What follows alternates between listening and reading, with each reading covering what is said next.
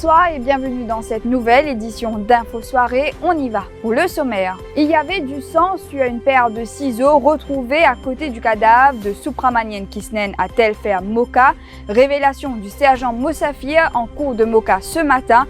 L'avocat de la famille Krishnan, maître Ramavalaiden, a remis de potentiels indices à la MCIT.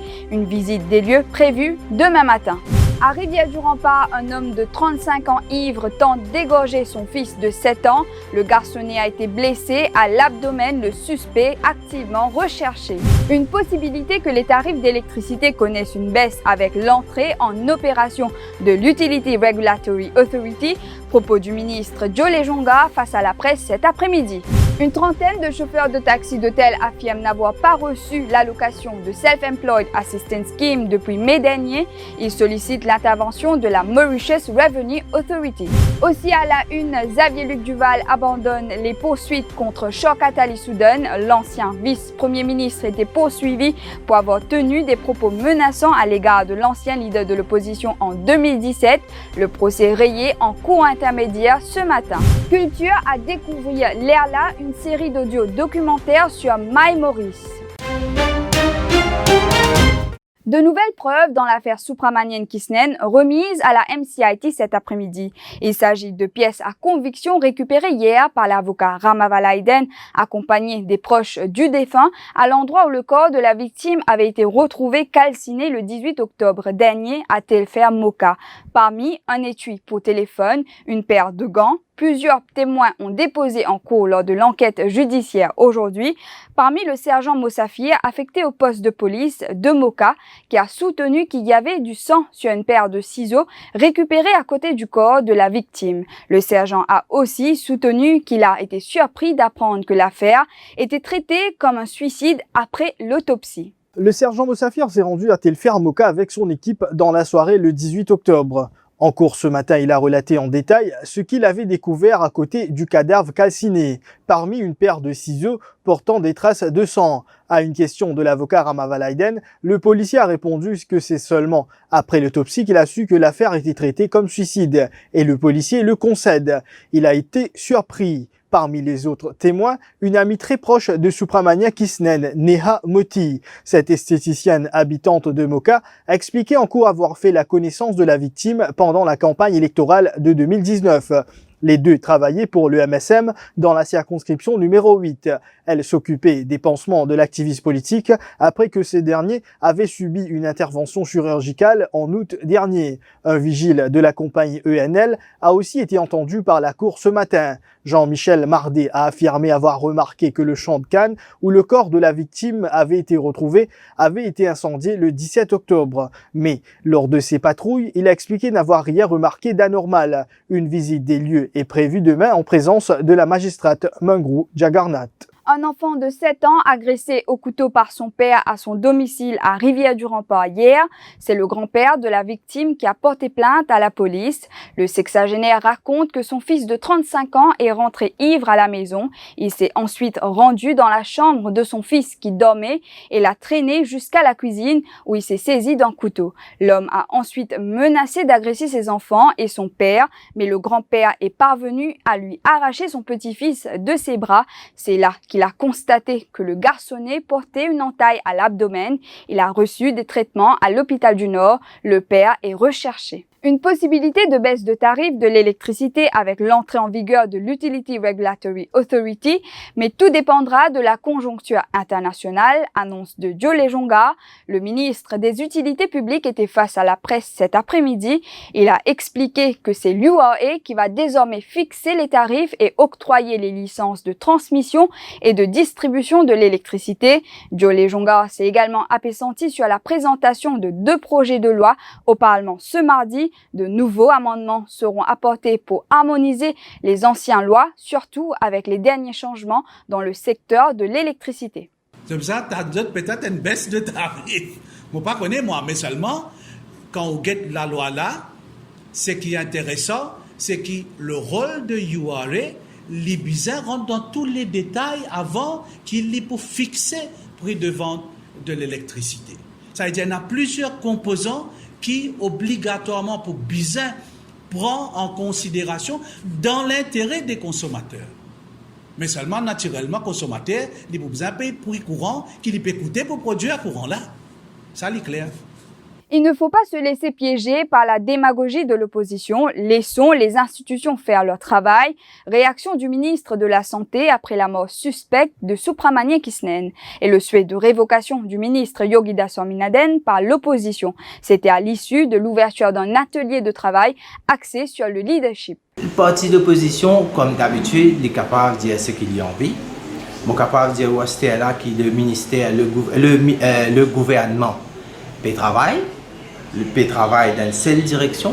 Si nous commençons à prendre ces affaires-là, si en même temps, si un dimanche, il y a une déclaration, il fait il y a un cours qui peut faire dedans, mais jusqu'à là, nous ne pas il ne faudrait pas nous piéger par la démagogie de l'opposition, parce que tous les jours, ce qu'ils m'ont apprendre, tous les jours, je t'invente une connerie. Et cette connerie-là peut continuer, mais je le fais venir. Je pense qu'il y a une institution qui peut suivre tout ça là. Laisse le fait venir, laisse nous guetter. Comment à un moment qui tout le monde commence à faire n'importe quelle déclaration et comment dire que ça même qui comment dire coming from the Bible, je pense que nous préférons laisse les institutions faire ce travail, puis là nous guetter. Et il est temps pour le personnel infirmier de se spécialiser dans divers domaines. Message du ministre de la Santé Kailash Jagatpal a rappelé que 70% de la population se tourne vers les services de santé publique avec un budget de 12 milliards de roupies contre 27 milliards de roupies au privé pour moins de patients. Il est important que nous donnions cette formation. Sinon, ce qui peut arriver, quand nous ne pas faire une formation pareille, nous pour tous les temps, il y a un gap. Nous prenons un gap dans le service qu'il nous peut donner, mais il ne faudrait pas nous laisser ce gap-là continuer à grandir. Nous devons faire de manière que ce service-là les complément. En même temps, il est bon de dire comme ça qu'il y a différentes spécialités depuis assez longtemps qu'il nous peut déjà donner une cours de formation. Mais il arrive une l'ère qui nous donne ça. Nous devons diversifier une bonne cours. Qui est nursing qui vient, apporte qu'ils ont une connaissance de general nursing. Vous êtes aussi capable en termes de carrière, vous êtes capable de venir qui a une spécialisation dans un certain domaine et ça permet aussi pour une satisfaction personnelle, pour une satisfaction personnelle, je gagne plus beaucoup de connaissances, je exerce mieux votre métier. Nous nous retrouvons après cette courte page de pub.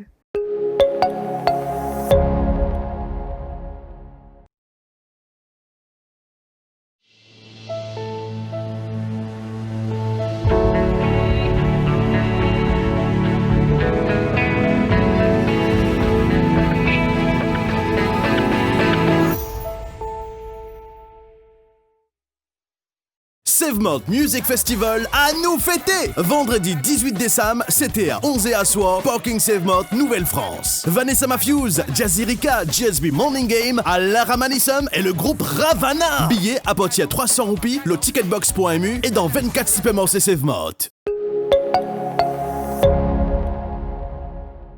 Je vous le disais au sommaire, une trentaine de membres de la Federation of Hotel Taxi Association affirment ne pas avoir reçu leur Self-Employed Assistance Scheme et ce, depuis le mois de mai, selon leur président Yashpal Murakan.